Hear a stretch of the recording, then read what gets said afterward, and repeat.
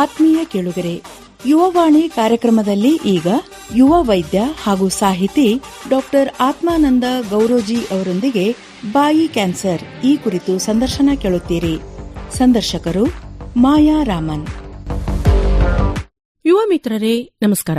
ಯುವ ವಯಸ್ಸು ಅನ್ನೋದೇನಿರ್ತದಲ್ಲ, ಆ ಹೊತ್ತಿನೊಳಗ ಕಲ್ಲು ಕರಗಿಸುವಂತಹ ಶಕ್ತಿ ಇರ್ತದ ನಮ್ಮ ಯುವ ಜನರೊಳಗ ಅಂತ ನಾವ್ ಹೇಳ್ತೀವಿ.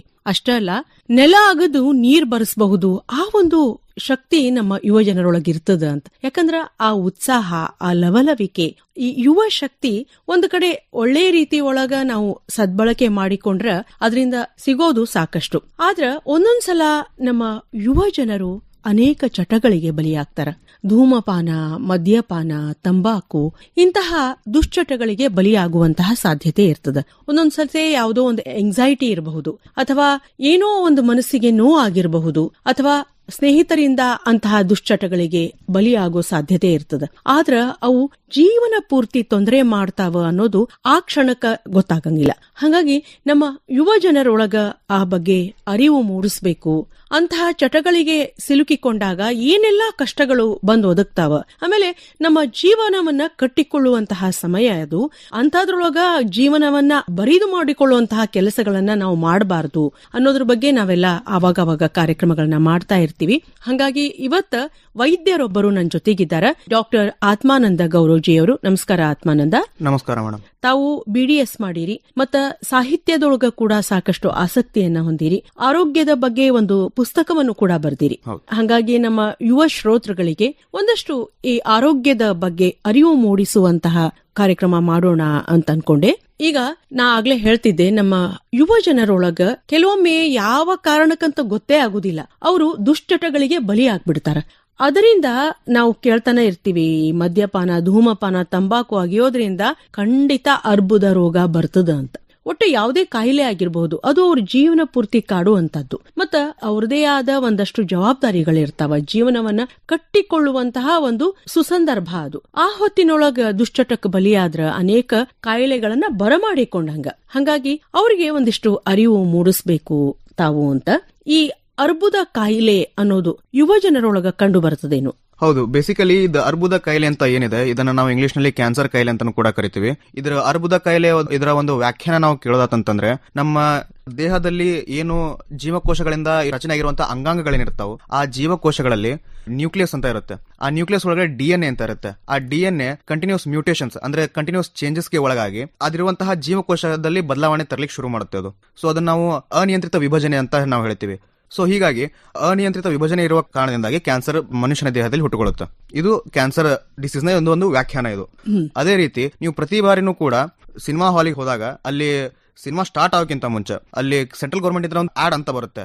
ಆ ಆಡ್ ಅಲ್ಲಿ ನೀವು ನೋಡ್ತಿರಬಹುದು, ಒಬ್ಬ ಪೇಷಂಟ್ ಇರ್ತಾನೆ, ಅವನ ಹೆಸರು ಮುಖೇಶ್ ಅಂತ. ಅವನು ಬೆಡ್ ಮೇಲೆ ಮಕ್ಕೊಂಡು ಅವನು ಮದ್ಯಪಾನ ಸೇವನೆ ಮತ್ತು ಧೂಮಪಾನ ಸೇವನೆ ಮಾಡಬೇಡ್ರಿ ಅಂತ ಹೇಳ್ತಿರ್ತಾನೆ ಅವನು. ಅದೇ ರೀತಿ ಅವನು ಬಾಯಿ ಕ್ಯಾನ್ಸರ್ ಗುರಿಯಾಗಿರ್ತಾನೆ ಅವನು. ಆದ್ರೆ ನಮ್ಮಲ್ಲಿರುವಂತಹ ಒಂದು ಯುವ ಜನಾಂಗ ಏನಿದೆ, ಅದನ್ನ ಈಗ ಜೋಕ್ ಆಗಿ ಮಾಡ್ಬಿಟ್ಟಿರೋದು. ಮೀಮ್ ಕಮ್ಯುನಿಟಿ ಅಂತ ನಾವು ಏನ್ ಹೇಳ್ತೀವಿ, ಈ ಮೀಮ್ ಕಲ್ಚರ್ ಇಂದ ಕಾರಣದಿಂದಾಗಿ ಆ ಮುಖೇಶ್ ಅನ್ನೋ ಒಂದು ವ್ಯಕ್ತಿನ ಜೋಕ್ ಆಗಿ ಮಾಡ್ಬಿಟ್ಟಿದ್ದಾರೆ ಹೊರತು ಅವನು ಇರುವಂತಹ ಸಿಚುವೇಶನ್ ಅನ್ನ ಅದನ್ನ ತಿಳ್ಕೊಂಡು ಅವ್ರನ್ನು ಯಾವ ಸೀರಿಯಸ್ ಕಂಡೀಷನ್ ಒಳಗಿದಾನೆ ಅಂತ ತಿಳ್ಕೊಂಡಿಲ್ಲ ಯಾರು. ಅಂದ್ರೆ ಪರಿಸ್ಥಿತಿಯ ವೈಪರೀತ್ಯದ ಬಗ್ಗೆ ಅರಿವು ಇಲ್ಲ, ಅದರ ಆ ಅರಿವನ್ನ ನಾವು ಮೂಡಿಸಬೇಕಾಗಿದೆ ಅನ್ನುವಂಥದ್ದು. ನೀವು ಹೌದು, ಆಡ್ ಪ್ಲೇ ಆಗೋ ಮುಂದಾಗ ಎಷ್ಟೋ ಲೋಕಲ್ ಥಿಯೇಟರ್ ಒಳಗೆ ಜನ ಸಿಗರೇಟ್ ಹೊಡ್ಕೊಂತಾನೆ ಅವರು ಸಿನಿಮಾ ಎಲ್ಲ ವೀಕ್ಷಿಸ್ತಿರ್ತಾರೆ. ಅದರ ಮುಂದ ಅದ ಅವ್ರ ಬದುಕಿಗೆ ತೊಂದರೆ ಕೊಡ್ತದ ಅನ್ನೋದು ಗೊತ್ತಾಗಂಗಿಲ್ಲ ಆ ಸಂದರ್ಭಕ್ಕೆ. ಹೌದು, ಅದೇ ರೀತಿ ನಾವು ಒಂದು ಭಾರತ ದೇಶದಲ್ಲಿ ಈ ಒಂದು ಅರ್ಬುದ ಕಾಯಿಲೆ ಸಂಖ್ಯೆಗಳನ್ನ ನೋಡಿದ್ರೆ ಪ್ರತಿ ವರ್ಷವೂ ಕೂಡ ಸುಮಾರು 10 ಲಕ್ಷ ಜನ ಇದನ್ನ ಅರ್ಬುದ ಕಾಯಿಲೆಗೆ ಗುರಿ ಆಗ್ತಾರೆ.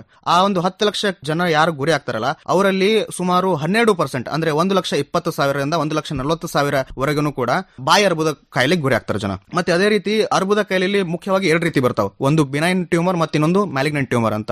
ಅರ್ಬುದ ಕಾಯಿಲೆ ಅಂದ್ರೆ ನಾವು ಗಡ್ಡೆ ಸ್ವರೂಪವನ್ನು ತಗೊಂಡಿರುತ್ತೆ ಅದು. ಸೊ ಹೀಗಾಗಿ ಅದನ್ನ ಗಡ್ಡೆಯನ್ನ ನಾವು ಟ್ಯೂಮರ್ ಅಂತ ಕರಿತೀವಿ. ಬಿನೈನ್ ಟ್ಯೂಮರ್ ಮತ್ತು ಮ್ಯಾಲಿಗ್ನೆಂಟ್ ಟ್ಯೂಮರ್ ಅಂತ. ಬಿನೈನ್ ಟ್ಯೂಮರ್ ಏನಂದ್ರೆ ಒಂದು ನಿರ್ದಿಷ್ಟ ಒಂದು ಪ್ರದೇಶಕ್ಕೆ ಸೀಮಿತವಾಗಿರುತ್ತದೆ. ಆದ್ರೆ ಮ್ಯಾಲಿಗ್ನೆಂಟ್ ಟ್ಯೂಮರ್ ಇರುತ್ತೆ, ಅದಕ್ಕೆ ಯಾವುದೇ ನಿರ್ದಿಷ್ಟವಾದಂತಹ ಪ್ರದೇಶವಿರಂಗಿಲ್ಲ, ಅದು ರ್ಯಾಪಿಡ್ ಆಗಿ ಸ್ಪ್ರೆಡ್ ಆಗುತ್ತೆ. ಅದು ಅಂದ್ರೆ ದೇಹದ ತುಂಬೆಲ್ಲ ಆವರಿಸಿಕೊಳ್ಳುವಂತಹ ಸಾಧ್ಯತೆ ಇರ್ತದೆ. ನಿಯರ್ ಬೈ ಯಾವ ಆರ್ಗನ್ಸ್ ಇರ್ತಾವ ಅವು ಕೆಲವು ಸ್ಪ್ರೆಡ್ ಆಗುವಂತಹ ಸಾಧ್ಯತೆಗಳು ಇರ್ತಾವೆ ಎಲ್ಲಿ malignant tumour. At the end malignant tumour ಏನಾದ್ರೂ ಒಂದು ಎಂಡ್ ರಿಸಲ್ಟ್ ಬಂತಂದ್ರೆ ಅದು ಡೆತ್. ಯಾರು ಪರ್ಟಿಕ್ಯುಲರ್ ಹ್ಯೂಮನ್ ಅವ್ರಿಗೆ ಅದು ಮ್ಯಾಲಿಗ್ನೆಂಟ್ ಟ್ಯೂಮರ್ ಇರುತ್ತಲ್ಲ, ಸರಿಯಾದ ಸಮಯದಲ್ಲಿ ಸರಿಯಾದ ಚಿಕಿತ್ಸೆ ತಗೊಳ್ಳಿಲ್ಲ ಅಂತಂದ್ರೆ ಅದು ಎಂಡ್ ರಿಸಲ್ಟ್ ಏನತ್ತೆ, ಅದು ಡೆತ್. ಅದು ಇಟ್ಸ್ ಕಂಪ್ಲೀಟ್. ಇದು ಮಾರಣಾಂತಿಕ ಕಾಯಿಲೆ ಅಂತಂತೀರಿ. ಹೌದು, ಮ್ಯಾಲಿಗ್ನೆಂಟ್ ಟ್ಯೂಮರ್ ಇದು ಮಾರಣಾಂತಿಕ ಕಾಯಿಲೆ. ಅದೇ ರೀತಿ ರೀತಿ ಕ್ಯಾನ್ಸರ್ ಅದು ಜೆಂಡರ್ ಸ್ಪೆಸಿಫಿಕ್ ಕ್ಯಾನ್ಸರ್ ಇರ್ತಾವೆ ಕೆಲವೊಂದು. ಫಾರ್ ಎಕ್ಸಾಂಪಲ್, ಈಗ ಗಂಡಸರಲ್ಲಿ ಜೆಂಡರ್ ಸ್ಪೆಸಿಫಿಕ್ ಕ್ಯಾನ್ಸರ್ ಅಂತಂದ್ರೆ ಟೆಸ್ಟಿಕ್ಯುಲರ್ಸ್ ಕ್ಯಾನ್ಸರ್ ಆಗಿರಬಹುದು, ಅಥವಾ ಲಂಗ್ ಕ್ಯಾನ್ಸರ್ ಆಗಿರಬಹುದು, ಅಥವಾ ಬ್ಲಡ್ ಕ್ಯಾನ್ಸರ್ ಆಗಿರಬಹುದು. ಇವೆಲ್ಲ ಪುರುಷರಲ್ಲಿ ಜಾಸ್ತಿ ಕಾಣ್ತವೆ. ಅದೇ ರೀತಿ ಹೆಣ್ಮಕ್ಳಲ್ಲಿ ಏನಿದೆ ಅಂತಂದ್ರೆ ಬ್ರೆಸ್ಟ್ ಕ್ಯಾನ್ಸರ್ ಆಗಿರಬಹುದು, ಸರ್ವಿಕ್ಸ್ ಕ್ಯಾನ್ಸರ್ ಆಗಿರಬಹುದು, ಮತ್ತೆ ಇಂಟೆಸ್ಟೈನಲ್ ಕ್ಯಾನ್ಸರ್ ಆಗಿರಬಹುದು. ಇವೆಲ್ಲ ಹೆಣ್ಮಕ್ಳಲ್ಲಿ ಜಾಸ್ತಿ ಕಂಡು ಬರುತ್ತೆ. ಅದು ಅದೇ ರೀತಿ ಬಾಯಿ ಕ್ಯಾನ್ಸರ್ ಅಂತ ಬರೋದಾದ್ರೆ ಅದರಲ್ಲಿ ಕೂಡ 2 ರೀತಿ ಇರುತ್ತೆ. ಒಂದು ಎಕ್ಸ್ಟ್ರಾವರಲ್ ಕ್ಯಾನ್ಸರ್, ಇನ್ನೊಂದು ಇಂಟ್ರಾವರಲ್ ಕ್ಯಾನ್ಸರ್ ಅಂತ. ಎಕ್ಸ್ಟ್ರಾವರಲ್ ಕ್ಯಾನ್ಸರ್ ಅಂದ್ರೆ ಬಾಯಿ ಹೊರಗಡೆ ಆಗುವಂತಹ ಅರ್ಬುದ ರೋಗ. ಇಂಟ್ರಾವರಲ್ ಕ್ಯಾನ್ಸರ್ ಅಂದ್ರೆ ಬಾಯಿ ಒಳಗಡೆ ಆಗಿರುವಂತಹ ಒಂದು ಅರ್ಬುದ ರೋಗ. ಬಾಯಿ ಕ್ಯಾನ್ಸರ್ಗೆ ಮುಖ್ಯವಾದ ಕಾರಣಗಳು ಏನಂತೀರಿ? ಮುಖ್ಯವಾದ ಕಾರಣಗಳಂತಂದ್ರೆ 2 ರೀತಿ ಕಾರಣಗಳು ಬರ್ತವೆ ಮುಖ್ಯವಾಗಿ. ಒಂದು ಬಾಡಿ ಒಳಗೆ ಆಗುವಂತಹ ಚೇಂಜಸ್, ಇನ್ನೊಂದು ನಾವು ನಮ್ಮ ಲೈಫ್ ಸ್ಟೈಲ್ ಇಂದ ಅಡಾಪ್ಟ್ ಮಾಡ್ಕೊಳ್ಳುವಂತಹ ಒಂದು ಚೇಂಜಸ್ ಆಗಿರಬಹುದು. ಬಾಡಿ ಒಳಗಡೆ ಆಗುವಂತಹ ಚೇಂಜಸ್ ಅಂತಂದ್ರೆ ಒಂದು ಜೆನೆಟಿಕ್ಸ್, ಅನುವಂಶಿಕ ಕಾಯಿಲೆಗಳು ಅಲ್ಲ. ಸಪೋಸ್ ನಮ್ ಯಾರಾದ್ರೂ ಪೂರ್ವಜರಲ್ಲಿ ಇತ್ತಂತಂದ್ರೆ ಅದು ನಮಗೆ ಬರುವಂತಹ ಸಾಧ್ಯತೆಗಳು ಹೆಚ್ಚಾಗಿರ್ತವೆ. ಅದೇ ರೀತಿ gender based cancer, as I mentioned it earlier. ಈಗ ಜೆಂಡರ್ ಬೇಸ್ಡ್ ಕ್ಯಾನ್ಸರ್ ಅಂತಂದ್ರೆ ಕೆಲವೊಂದು ಈಗ ಬ್ರೆಸ್ಟ್ ಕ್ಯಾನ್ಸರ್ ಬರೀ ಹೆಣ್ಮಕ್ಳಲ್ಲಿ ಗೊತ್ತಾಗುತ್ತೆ, ಅದು ಗಂಡ್ಮಕ್ಳಲ್ಲಿ ಬರಲ್ಲ. ಅದೇ ರೀತಿ ಟೆಸ್ಟಿಕ್ಯುಲರ್ ಕ್ಯಾನ್ಸರ್ ಏನಿದೆ ಬರೀ ಗಂಡ್ಮಕ್ಳಲ್ಲಿ ಬರುತ್ತೆ, ಹೆಣ್ಮಕ್ಳಲ್ಲಿ ಬರಕ್ ಸಾಧ್ಯನೇ ಇಲ್ಲ. ಗರ್ಭಕಂಠದ ಕ್ಯಾನ್ಸರ್ ಕೂಡ ಸಾಧ್ಯತೆಗಳು ಜಾಸ್ತಿ ಇರ್ತಾವೆ ಹೆಣ್ಮಕ್ಳೊಳಗ.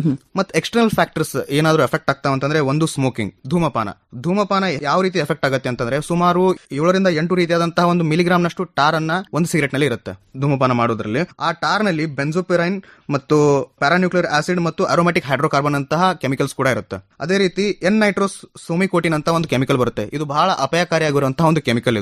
ಇದು ಕೂಡ ಕ್ಯಾನ್ಸರ್ಗೆ ಉತ್ತೇಜನ ನೀಡುವಂತಹ ಕೆಮಿಕಲ್ ಆಗಿರುತ್ತೆ ಇದು. ಮತ್ತೆ ಯಾವಾಗ ಹೊಗೆಯನ್ನ ಬಿಡ್ತಾರೆ ಇವರು, ಆ ಹೊಗೆಯನ್ನ ಬಿಟ್ಟಾಗ ಕಾರ್ಬನ್ ಮೊನಾಕ್ಸೈಡ್ ಮತ್ತು ಕಾರ್ಬನ್ ಡೈಆಕ್ಸೈಡ್ ಜೊತೆಗೆ ಇನ್ನೊಂದು ಕೆರಿಡ್ರಿನ್ ಅಂತ ಒಂದು ಕೂಡ ಅನಿಲ ಉತ್ಪತ್ತಿ ಆಗುತ್ತೆ. ಈ ಕೆರಿಡ್ರಿನ್ ಅನಿಲ ಏನಿದೆ ಪ್ಯಾಸಿವ್ ಸ್ಮೋಕರ್ಸ್ ಅಂತ ಬರ್ತಾರೆ. ಪ್ಯಾಸಿವ್ ಸ್ಮೋಕರ್ಸ್ ಅಂತಂದ್ರೆ ಅವ್ರು ಸ್ಮೋಕ್ ಮಾಡಲ್ಲ, ಬಟ್ ಇನ್ನೊಬ್ರು ಹೊಗೆ ಬಿಟ್ಟಿದ್ದು ಅವ್ರು ತಗೊಂತಾರೆ ಅವರು. ನಿಜವಾಗ್ಲೂ ಡಾಕ್ಟರ್ ಆ ಬಗ್ಗೆ ಹೇಳಲೇಬೇಕು. ಯಾಕಂದ್ರೆ ಎಷ್ಟೋ ಸಲ ನಾವು ಬೇರೆಯವರು ಧೂಮಪಾನ ಮಾಡಿದಾಗ ಪ್ಯಾಸಿವ್ ಸ್ಮೋಕರ್ ಆಗಿ ಅದರ ಒಂದು ಪರಿಣಾಮವನ್ನು ಎದುರಿಸಬೇಕಾಗ್ತದೆ. ನಿಜಕ್ಕೂ ಆ ಬಗ್ಗೆ ಕೂಡ ನಮ್ಮ ಯುವ ಜನರು ಬಹಳ ಎಚ್ಚರದಿಂದ ಇರಬೇಕು. ಹೌದು, ಇದು ಇಷ್ಟೆಲ್ಲ ಧೂಮಪಾನದಿಂದ ಆಗೋದಾತಂತಾರೆ. ಇನ್ನು ಮತ್ತು ಮದ್ಯಪಾನದಿಂದ ಕೂಡ ಕ್ಯಾನ್ಸರ್ ಕೂಡ ಬರುತ್ತೆ. ಅದೇ ರೀತಿ ನಾವು ತಿನ್ನುವಂತಹ ಆಹಾರ ಅದ್ರ ಮೇಲೂ ಡಿಪೆಂಡ್ ಆಗಿರುತ್ತೆ. ಮತ್ತು ನಾವು ಹಾಕಿಕೊಳ್ಳುವಂತಹ ಹಲ್ ಸೆಟ್ ಏನಿದೆ ಅದು, ಈಗ ಸಪೋಸ್ ಹಲ್ ಸೆಟ್ ಏನಾದ್ರು ಶಾರ್ಪ್ ಇತ್ತು, ಚುಚ್ತಾ ಇತ್ತು ಅಂತಂದ್ರೆ ಬರೇ ಒಂದೇ ಜಾಗದಲ್ಲಿ ಚುಚ್ಚಿ ಆಮೇಲೆ ಅದೇ ಜಾಗದಲ್ಲಿ ಕ್ಯಾನ್ಸರ್ ಉತ್ಪತ್ತಿನೂ ಆಗ್ಬಹುದು. ನೋಡ್ರಿ, ಇದ್ರ ಬಗ್ಗೆ ಕೂಡ ನಾವು ಎಚ್ಚರ ಇರಬೇಕಂತ. ಹೌದು, ಹಲ್ ಸೆಟ್ ಆಗಿರಬಹುದು. ಮತ್ತು ಅದೇ ರೀತಿ ನಿಮ್ಗೆ ಆಲ್ರೆಡಿ ನ್ಯಾಚುರಲ್ ಹಲ್ ಇದೆ, ಅದು ಚೂಪಾಗಿದೆ, ಅದು ಕೂಡ ನಿಮ್ಮ ಬಾಯಿ ಅಂಗಳದಲ್ಲಿ ಎಲ್ಲಿ ಬೇಕಾದ್ರೂ ಚುಚ್ಚಬಹುದು, ಅದು ಚೂಪಾಗಿರೋ ಕಾರಣ. ಸೊ ಅದು ಕೂಡ ಅದೇ ಒಂದು ಜಾಗದಲ್ಲಿ ಎಲ್ಲಾದ್ರೂ ಚುಚ್ಚಿ, ಸೊ ಅದು ಕೂಡ ಕ್ಯಾನ್ಸರ್ಗೆ ಉತ್ತೇಜನ ನೀಡಬಹುದು, ಕಾರಣ ಆಗಬಹುದು ಅಂತೀರಿ. ಮತ್ತು ಅದೇ ರೀತಿ ಎಲ್ಲಾದ್ರೂ ಹಿಂಗ ರೇಡಿಯೇಷನ್ ಹಜಾರ್ಡಸ್ ಏರಿಯಾ ಒಳಗೆ ಯಾರಾದ್ರೂ ವರ್ಕ್ ಮಾಡ್ತಿದ್ರೆ ಅವ್ರಿಗೂ ಕೂಡ ಕ್ಯಾನ್ಸರ್ ಕಂಡು ಬರುತ್ತೆ. ಮತ್ತು ವೈರಲ್ ಇನ್ಫೆಕ್ಷನ್ಸ್ ಅಂತ ಕೂಡ ಆಗುತ್ತೆ. ಮುಖ್ಯವಾಗಿ ವೈರಲ್ ಇನ್ಫೆಕ್ಷನ್ ಅಂತಂದ್ರೆ ಹ್ಯೂಮನ್ ಪ್ಯಾಪಿಲೋಮಾ ವೈರಸ್ ಅಂತ ಬರುತ್ತೆ. ಅದು ನಮ್ಮ ಭಾರತೀಯ ಒಂದು ಜನಸಂಖ್ಯೆಯಲ್ಲಿ ಹೆಚ್ಚಾಗಿ ಕಂಡುಕೊಂಡು ಬರುವಂತಹ ಒಂದು ವೈರಸ್. ಅದು ಅದರಿಂದಾನೇ ಕ್ಯಾನ್ಸರ್ ಹುಟ್ಟಿಕೊಳ್ಳುತ್ತೆ. ಈ ಅರ್ಬುದ ಕಾಯಿಲೆಗೆ ನಾವು ಕಾರಣಗಳನ್ನ ತಿಳ್ಕೊಂಡ್ವಿ, ಇದನ್ನ ಯಾವ ರೀತಿ ತಡೆಗಟ್ಟಬಹುದು ಅಂತೀರಿ?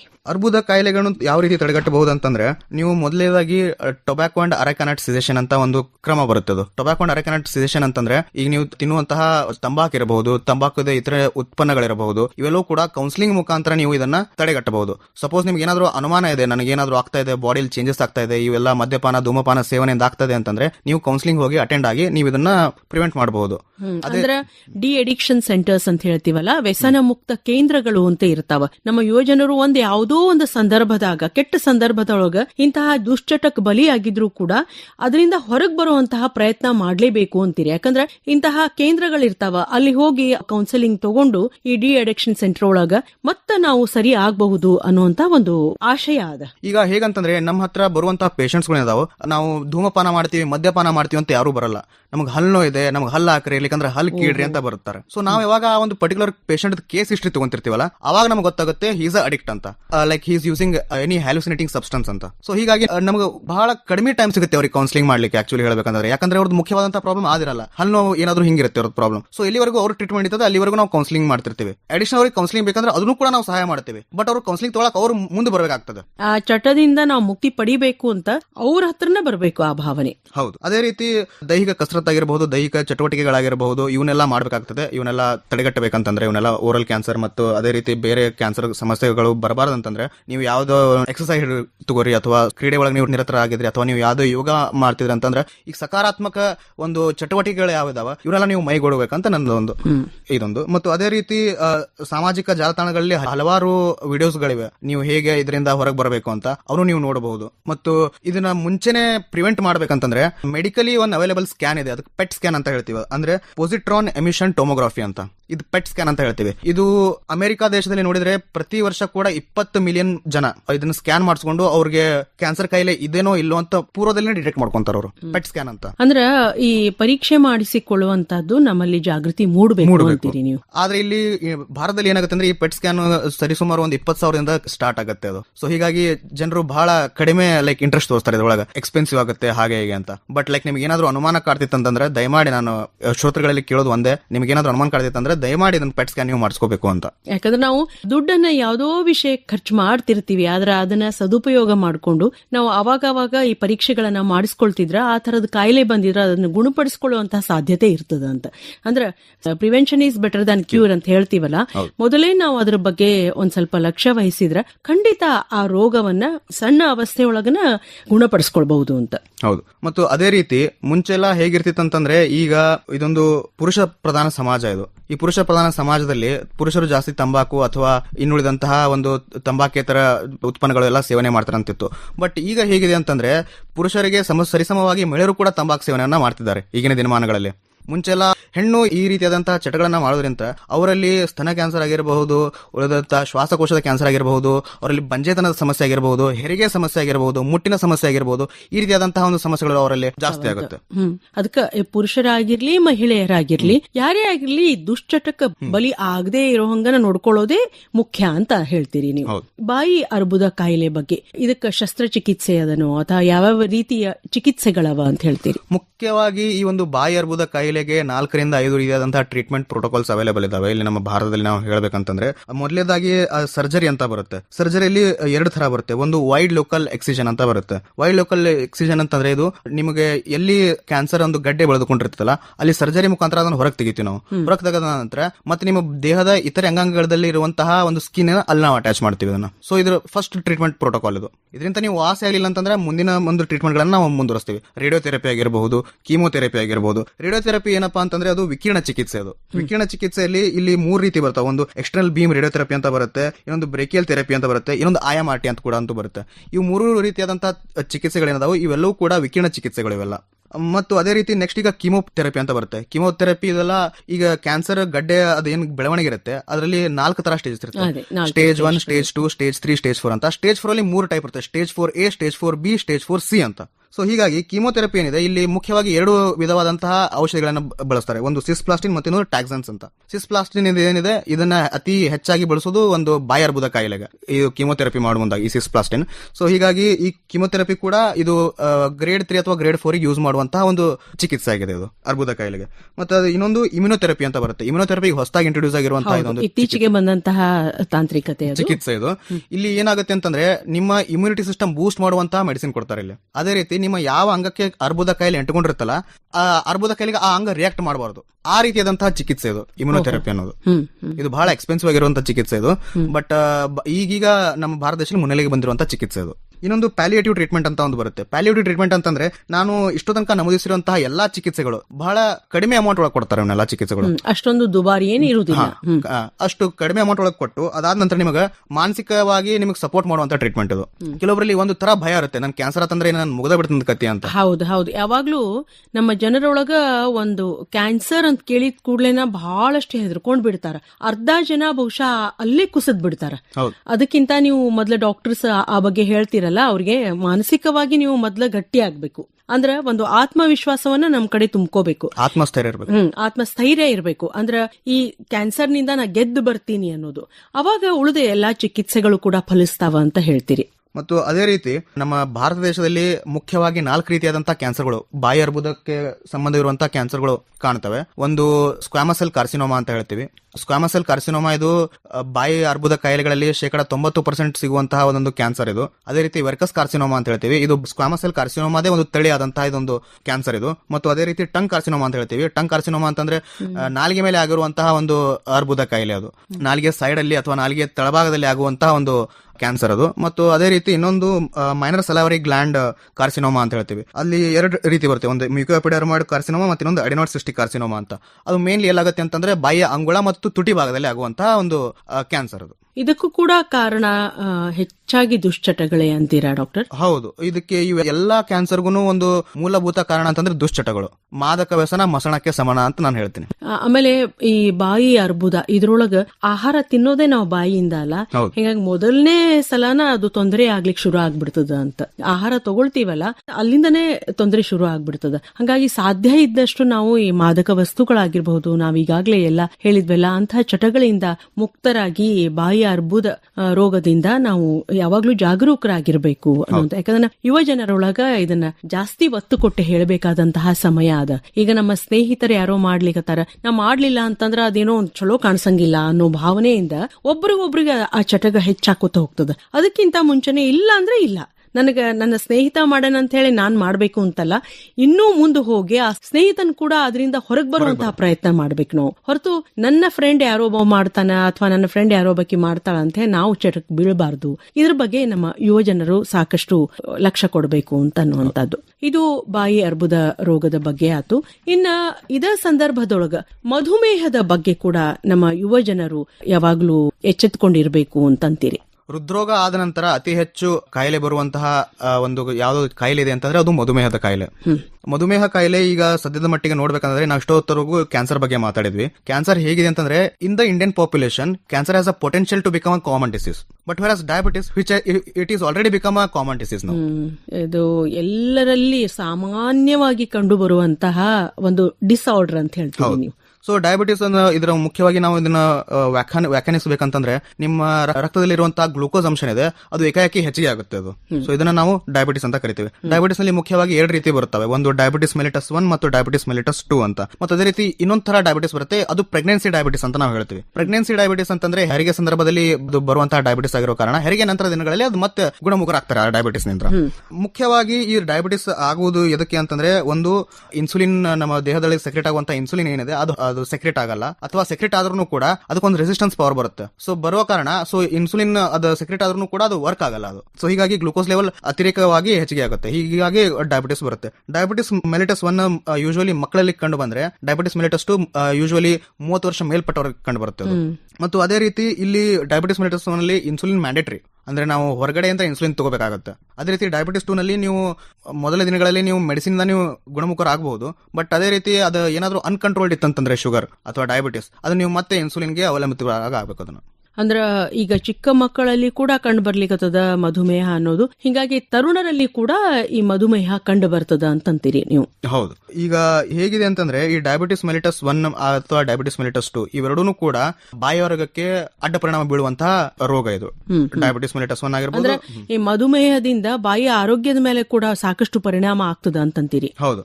ಇಲ್ಲಿ ಬಾಯಿ ಮೇಲೆ ಯಾವ ರೀತಿ ಪರಿಣಾಮ ಅಂತ ಅಂದ್ರೆ, ಒಸಡಿನಲ್ಲಿ ಬಣ್ಣ ಬದಲಾವಣೆ ಆಗುವುದು, ಮತ್ತು ಅದೇ ರೀತಿ ಒಸಡಿನಲ್ಲಿ ಉರಿಯೂತ ಮತ್ತು ರಕ್ತಸ್ರಾವ. ನೀವು ಬ್ರಷ್ ಮಾಡೋ ಮುಂದಾಗ ನಿಮ್ಮ ಬ್ರಷ್ ಒಳಗೆಲ್ಲ ರಕ್ತ ಬರೋದು, ಅಥವಾ ಏನೋ ಹಣ್ಣು ತಿನ್ನೋ ಮುಂದಾಗ ಹಣ್ಣು ಒಳಗೆಲ್ಲ ರಕ್ತ ಬರೋದು ಒಸಡಿ ಯಂತ್ರ.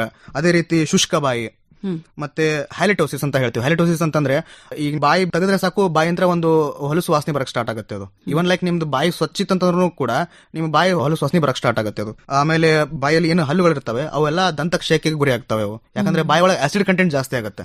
ಸೊ ಹೀಗಾಗಿ ದಂತಕ್ಷಯ ಆಗ್ಲಿಕ್ಕೂ ಪ್ರಾರಂಭವಾಗುತ್ತದೆ. ಮತ್ತು ಅದೇ ರೀತಿ ಹಲ್ಲುಗಳು ಅಲ್ಲಾಳಿಕ್ ಸ್ಟಾರ್ಟ್ ಆಗುತ್ತೆ, ಮತ್ತು ಅದೇ ರೀತಿ ಹಲ್ಲುಗಳ ತೆಳಗಡೆ ಕಿವು ಕೂಡ ಜಮಾವಣೆ ಆಗ್ಲಿಕ್ಕೆ ಶುರು ಆಗುತ್ತೆ.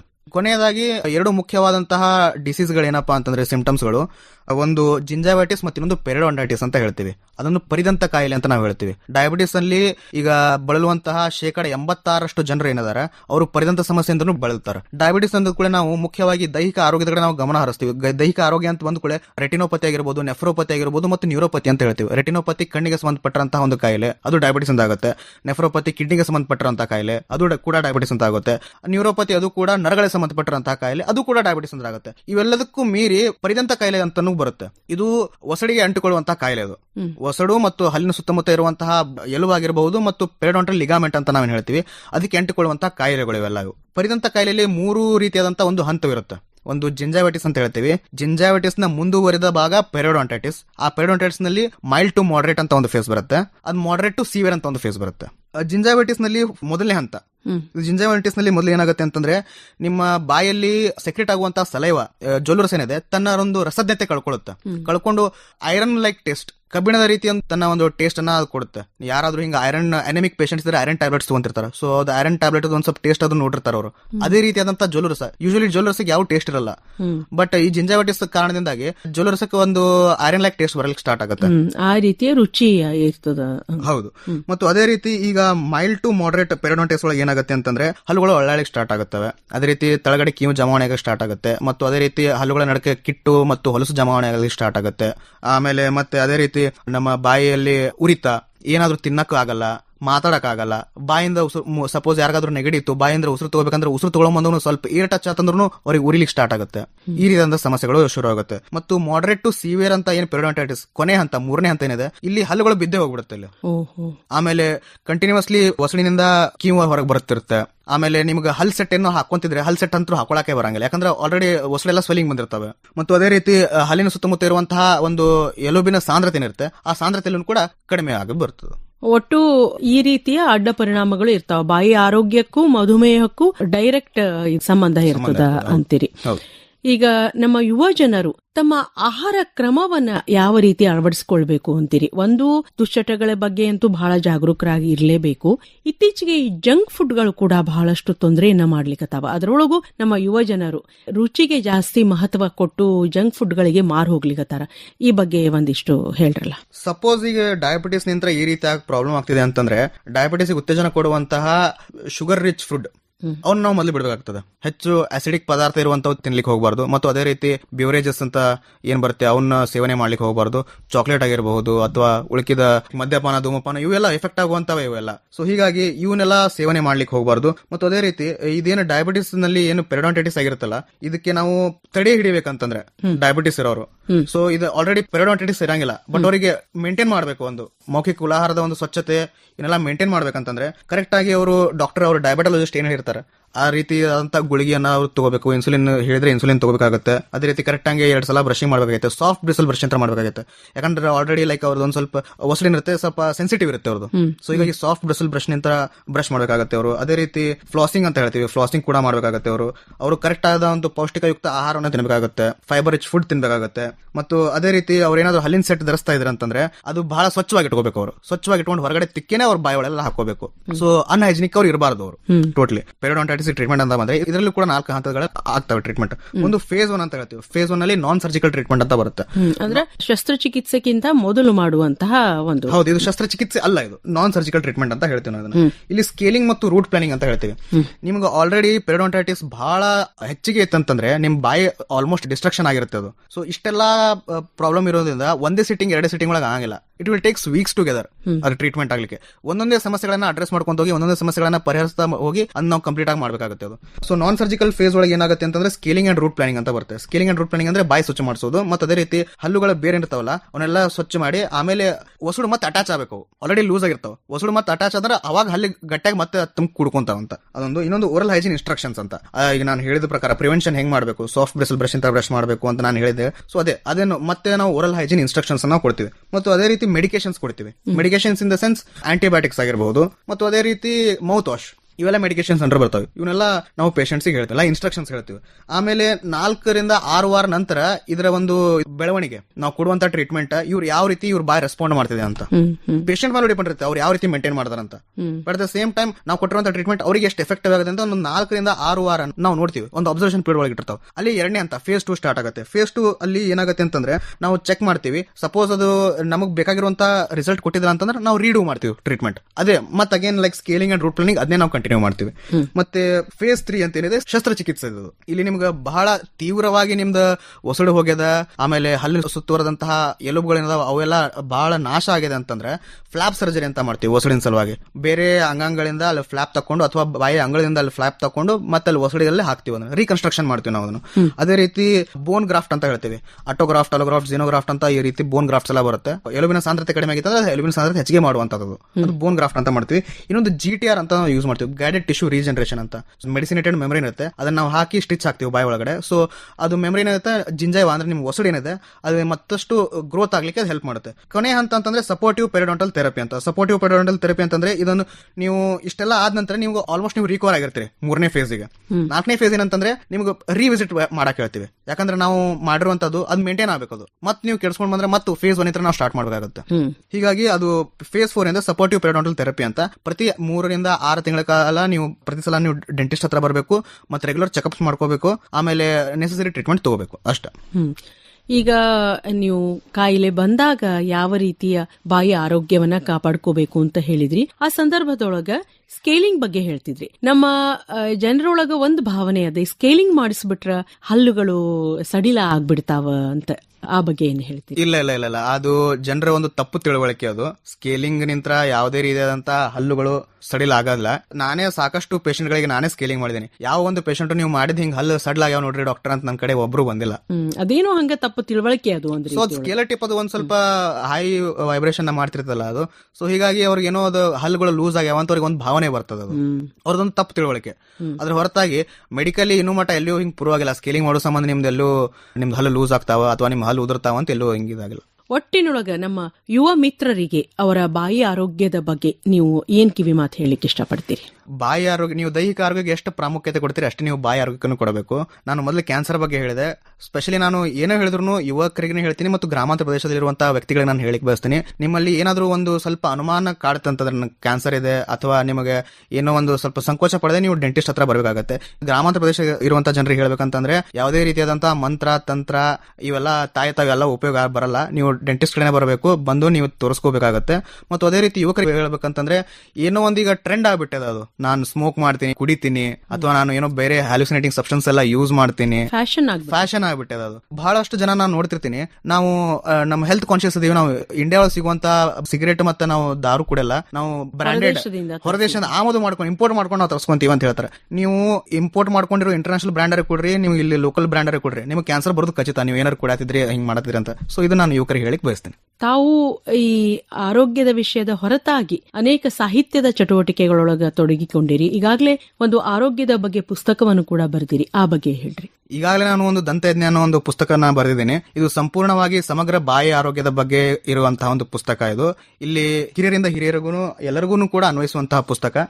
ಆರೋಗ್ಯದ ಬಗ್ಗೆ ಬರ್ದಿರಿ ಮತ್ತು ಬೇರೆ ಬೇರೆ ವಿಷಯಗಳ ಬಗ್ಗೆ ಕೂಡ ತಾವು ಬರೀತಾ ಇರ್ತೀರಿ. ಹೌದು, ನಾನು ಮುಂಚೆ ಎಲ್ಲ ನ್ಯೂಸ್ ಪೇಪರ್ ನಲ್ಲಿ ಮೆಡಿಕಲ್ ರಿಲೇಟೆಡ್ ಆರ್ಟಿಕಲ್ಸ್ ಬರೀತಿದ್ದೆ. ಮೆಡಿಕಲ್ ಹೊರತಾಗಿ ಮತ್ತೆ ಹಾಗೆ ಸಾಮಾಜಿಕ ಆರ್ಟಿಕಲ್ಸ್ ಕೂಡ ಬರೀತಿದ್ದೆ.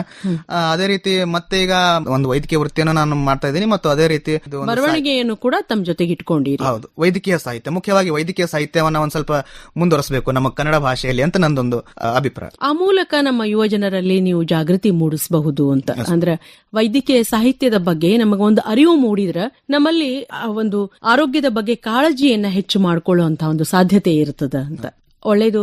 ಆತ್ಮಾನಂದ ಗೌರೋಜಿ ಅವರೇ, ಇಷ್ಟೊತ್ತು ನಮ್ಮ ಯುವ ಜನರು ಬಾಯಿಯ ಆರೋಗ್ಯವನ್ನ ಹೆಂಗ ಕಾಪಾಡಿಕೊಳ್ಬೇಕು, ಆರೋಗ್ಯದ ಬಗ್ಗೆ ಎಷ್ಟು ಹೆಚ್ಚು ಲಕ್ಷ್ಯ ವಹಿಸಬೇಕು ಅನ್ನೋದ್ರ ಬಗ್ಗೆ ಸಾಕಷ್ಟು ಮಾಹಿತಿ ಮಾಡಿಕೊಟ್ರಿ. ಹಾಗಾಗಿ ಎಲ್ಲಾ ಶ್ರೋತೃಗಳ ಪರವಾಗಿ ತಮಗೆ ಧನ್ಯವಾದಗಳು. ನಮಸ್ಕಾರ. ಧನ್ಯವಾದಗಳು. ಬಾಯಿ ಕ್ಯಾನ್ಸರ್ ಈ ಕುರಿತು ಇದುವರೆಗೂ ಯುವ ವೈದ್ಯ ಹಾಗೂ ಸಾಹಿತಿ ಡಾಕ್ಟರ್ ಆತ್ಮಾನಂದ ಗೌರೋಜಿ ಅವರೊಂದಿಗೆ ಮಾಯಾ ರಾಮನ್ ಅವರು ನಡೆಸಿದ ಸಂದರ್ಶನ ಕೇಳಿದಿರಿ. ಸಂಕಲನ ನವೀನ್ ಮಹಾಲೆ.